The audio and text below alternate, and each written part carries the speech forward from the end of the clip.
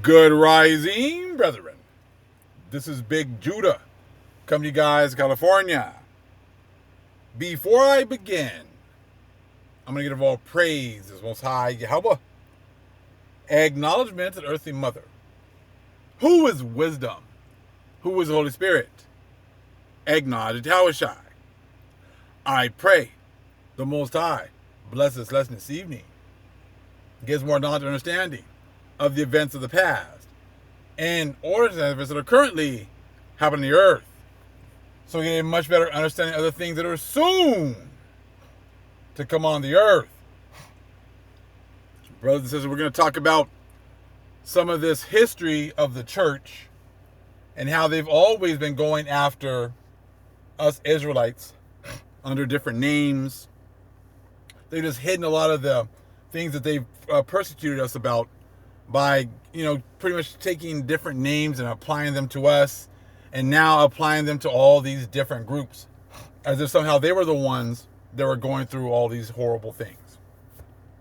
Something else you're going to learn is, you remember how as we came into this truth and we first started hearing about the camps, and we used to hear their doctrine and their breakdowns all the time. And then if you started to break away from their breakdowns and you start looking at the stuff they're saying and like, you know what, I think I'm going to do some more research on that and might come up with my own opinion. They will always call us bugouts. Oh, he's a bug out. He's bugging out. He's not following the plan. He's not following the program. Well, you're going to find out that this whole bug out terminology and buggery and stuff like that comes from, you guessed it, the Catholic Church.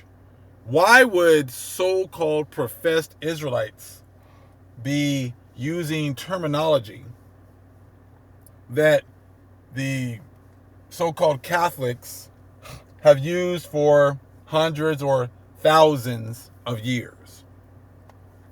Anyone that goes against the church is kind of like considered like a bug out. Like, you're going against the church, going against the Pope, and you're going against God pretty much, because the Pope is God for these people. But they've hidden many of their horrible deeds in books called witchcraft and magic, and then that has, they pretty much tell you that that's evil and stay away from it, and then you have not looked into any of these books. But many of their gross actions are reported in books like these. So let's take a look here.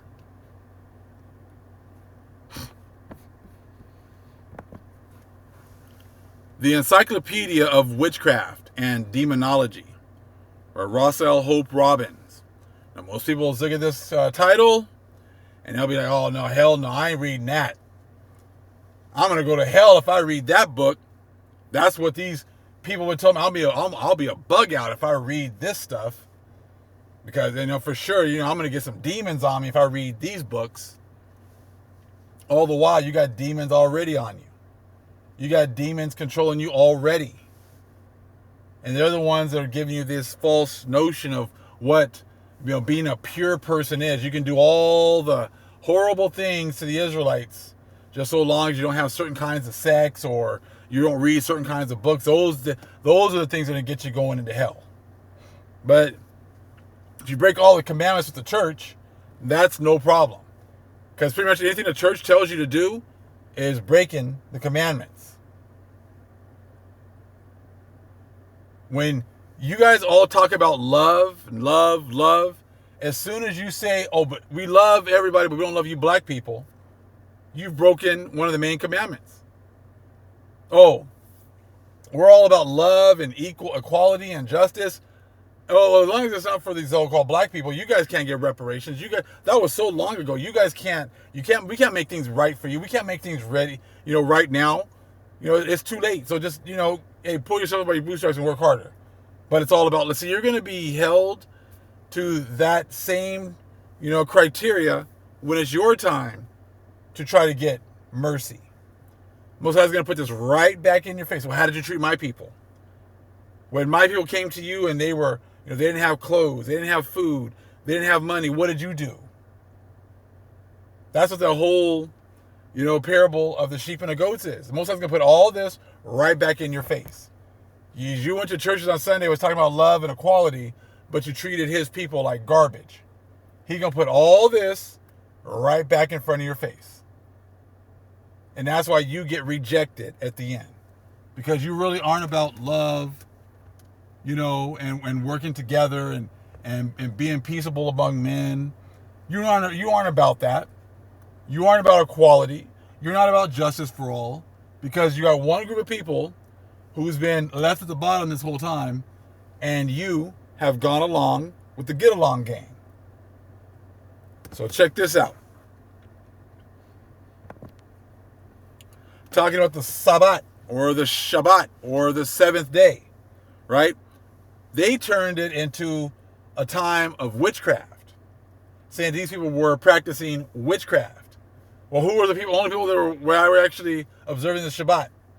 The Israelites, or anyone associated with them. And they turned that into an evil practice.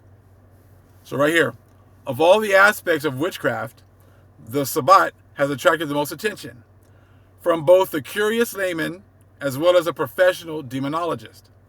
The Shabbat combined into one system old legends of sorcery and new ideas of heresy, blasphemous parodies of Christian rites, allegedly licentious orgies otherwise considered taboo subjects, an underground conspiracy against law and order. So apparently us Israelites, that's what we were doing. Just having orgies again, just worrying about sex again, right? And trying to, go against a Christian church. That's what the whole Shabbat was about. Okay? So it was an underground conspiracy against law and order, aided by all the powers of evil. And the theological twist that these assemblies of witches and demons were the nadir of Satanism. See, that's all. They're trying to demonize our people in order for them to steal our position. So now the Shabbat here, the seventh day, because they talk about how it just really much goes with the Hebrew seventh day, but they just pronounce it a little bit different. But they turned it into something all about witchcraft and witches and demons and killing children and sucking their blood and like a vampire. And we'll get into that also. This is how they've demonized our people.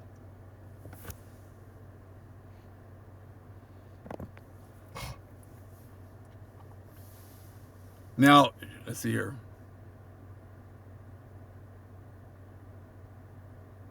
Look at the top. Pope Innocent's bull of 1484, however, made no allusion to the Sabbat, and the Malleus Maleficarum, was also reticent.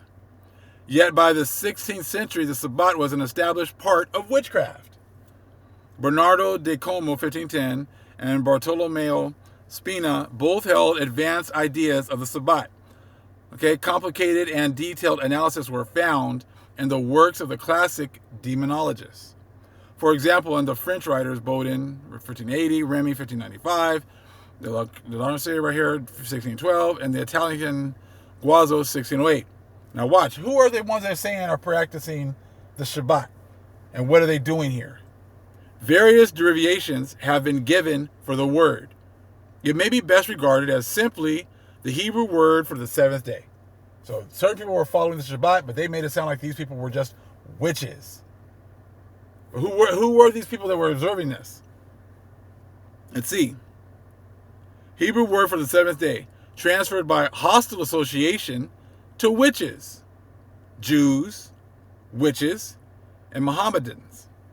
So Moors, Jews, witches. So if you got Jews who are so-called black people, you got Moors who are so-called black people, would that not make sense that the witches are also so-called black people? Are women?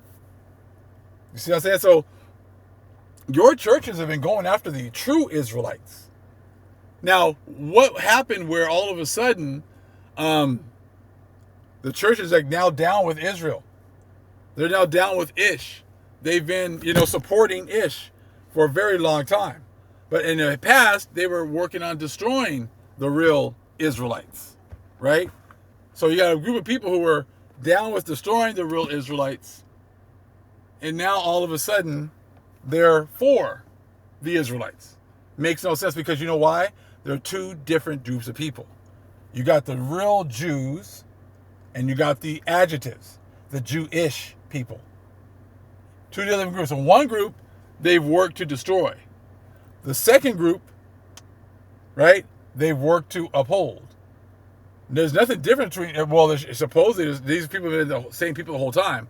So why in the past have they worked to destroy one group of people and all of a sudden they are down with the new group of people? Makes no sense. Only because it makes sense if there are two different groups of people. Okay? So again, we got the three traditional targets for Catholic opposition. Right? So these are the three groups. So they were destroying these groups and they were demonizing them. Right? So in early works, even the word synagogue right there, was often used for Shabbat. So again, who were the people that were worshiping in synagogues? The Israelites. The Israelites. Okay? So more important than its derivation or definition, however, were all the connotations, right, that came to surround the word. Not simply an assembly of witches to honor the devil, okay, but also the celebration of diabolical rites and the indulgence of licentious orgies. Three trends were fused. So again, that's what always going back to some kind of a sexual thing. When these people are the sexual deviants. But they always try to, take their sins and transpose them onto someone else. Put them on us. The things that they're doing, they try to put on us. Okay? So it's very important. They call them the synagogues. We already know who the Israelites were, the only ones who were going into synagogues. They got their whole main people they were going after were the Jews, the witches, and the Mohammedans, or the Moors. And that's who they've still been going after all the way until today. Okay? So I want you to see this part right here. It's part up here in part 2. Second, to excite popular curiosity, and it was hoped hostility to this new sect of witches, the Jews and the Moors, right? Theologians attributed to them abominations previously attached to other heresies, such as the Albigensians, Cathars, or Bulgarians, from whom the modern word buggery is derived. Bugouts. People bugging out. So as you can see, this whole bug out, terminology comes from the Catholics who were going after the Israelites. So I'll be that bug out then. I'll be those ones that, go against your, we're the ones that can, tell you what to read. We're the ones that can tell you to read 66 books. We're the ones that tell you to read 80, you can look at 80 books only. These books are not good. These books you can read. Again, if you go against that, you are bugging out. You are part of the buggery. So that's, many people don't even know about these Albigensians because they have destroyed much of the knowledge of these people. They've destroyed the knowledge of these people. Okay? So, right here. Thus, about 1336 and again in 1387 are seen premonitions of the witches, Shabbat, and the secret assemblies of the Austrian Waldenses, which ended in indiscriminate intercourse. Okay?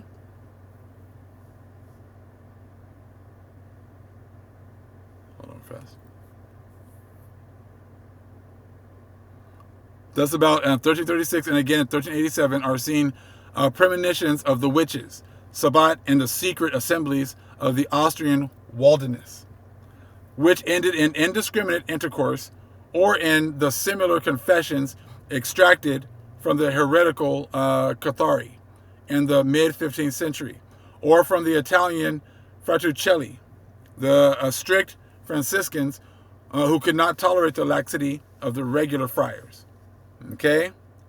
So look at the bottom. Pope Innocent VIII organized a crusade against the wilderness of Dauphine and Savoy, and on earth he said the synagogue of Satan. So see, they've been using this whole synagogue of Satan before. It was against us. Now we know that it's really against them. We were that synagogue of Satan back then, right? But we know now that they were really the real synagogue of Satan. Okay? So we take a look here at the Adepts in the Western Esoteric Tradition by Manly P. Hall. Now, this is what these Catholics have done to our people. You know, these Albigensians, they talk Albigensian doctrines, right? So thoroughly were the Albigensian doctrines stamped out by the Roman Church that it is almost impossible to restore the structure of their beliefs. We know that they were Catharists, believing in the ultimate salvation of all men. They were devout Christians, because the Christians before these Catholics were the Israelites, our people. Okay? They were devout Christians, but rejected the machinery of the church and taught that any who died without being reconciled to God through the mystery of Christ would be born again in the physical world as a human being or an animal. The Catharists baptized by the laying on of hands and taught that the kingdom of Christ was a mystery of the Spirit and not of this world. The Albigenses, also derived inspiration from the Bugouts, a religious community of considerable antiquity which inspired many of the unorthodox sects of Russia. The Bogomils denied the miraculous birth of Christ, rejected most of the sacraments of the church, baptized only adults, had no formal places of worship, and interpreted the miracles of Jesus mystically rather than literally. They had the quaint notion that Satan was responsible for setting up all the churches of Christendom as a means of destroying human souls. And that's exactly what these churches have done. Made it so people don't think for themselves. The only people they can listen to are the pastors and priests. Don't allow them to read any other books, look at any other information, any of that. It is quite understandable that in 1209, Pope Innocent III obliged the Cistercians to preach a crusade against the Albigensian heretics. In the civil war that followed, the Provencal civilization was destroyed, but the Albigenses survived. About 30 years later, the Inquisition stepped in with better success. So this is who the Inquisition was going after, and it has continued with our people later on. Okay. So as you can see again, this is what's been going on. The switching of everything. Okay? They switched everything right here. They went ahead and took all of our information. They called us witches and warlocks, ended up killing off our people, and then that's how they slid in to our positions. All praise is Most High Yahweh. Acknowledgement of the Earthly Mother. Who is wisdom? Who is Holy Spirit? Acknowledge it, Yahweh Shai. Shalom.